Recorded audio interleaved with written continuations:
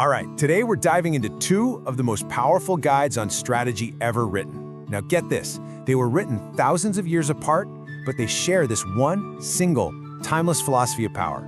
We're talking about an ancient general and a modern-day master of the game. And that's the big question, right? How could these two possibly be connected? I mean, one guy was writing about actual battlefields with swords and shields, and the other is talking about, the modern world.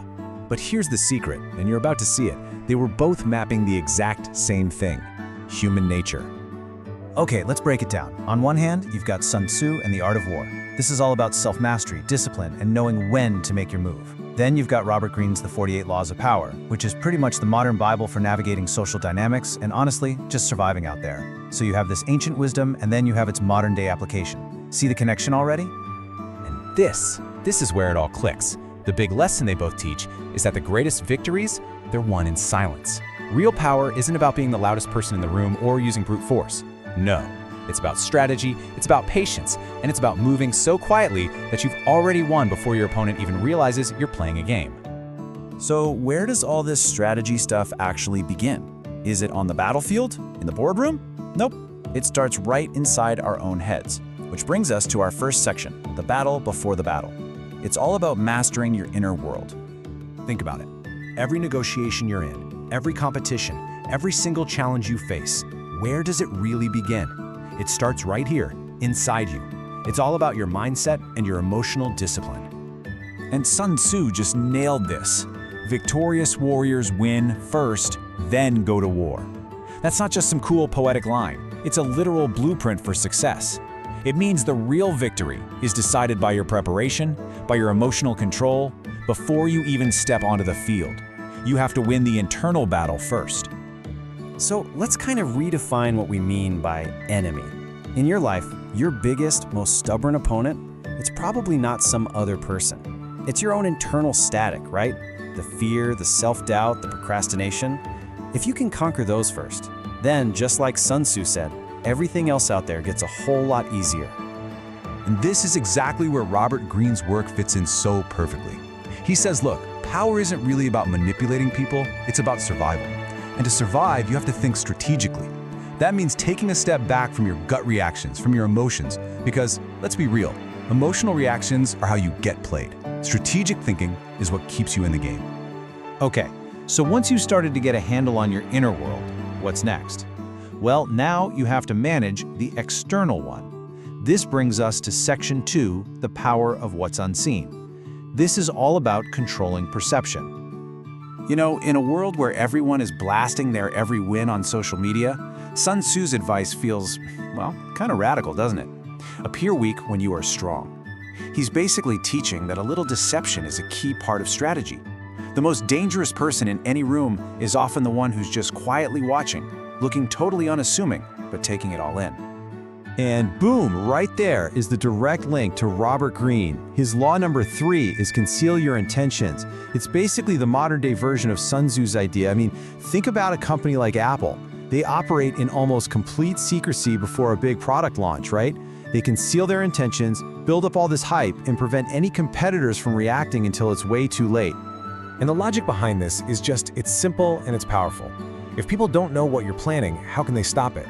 They can't. You're not giving them a target to aim at. You get to move freely while everyone else is just guessing, and that gives you a massive advantage. Let's give this a name. Let's call it strategic silence. And this isn't about being passive or weak. It's the complete opposite. It's about saving your energy, holding your cards close, and only revealing your true strength when it's going to have the absolute biggest impact. It's all about having the patience to wait for that perfect moment. Okay, but this is where things get a little more complex, a little more nuanced, because Greene also has these laws that seem to completely contradict each other. Like Law 1 is never outshine the master. That's the quiet approach. But then Law 6 is court attention at all costs. So what gives? The real genius here is understanding that strategy isn't one size fits all. It's all about context. It's about knowing when to be invisible and when to step into the spotlight. All right, this leads us perfectly into our final big idea. So, you've mastered your mind, you're controlling perception, but the world out there, it's chaos, it's unpredictable. So your ultimate weapon isn't just being strong or smart, it's being adaptable. And that's our third section, the shape of victory, where adaptability is the ultimate weapon. Sun Tzu's metaphor for this is just legendary, and for good reason. Adapt like water. Think about it.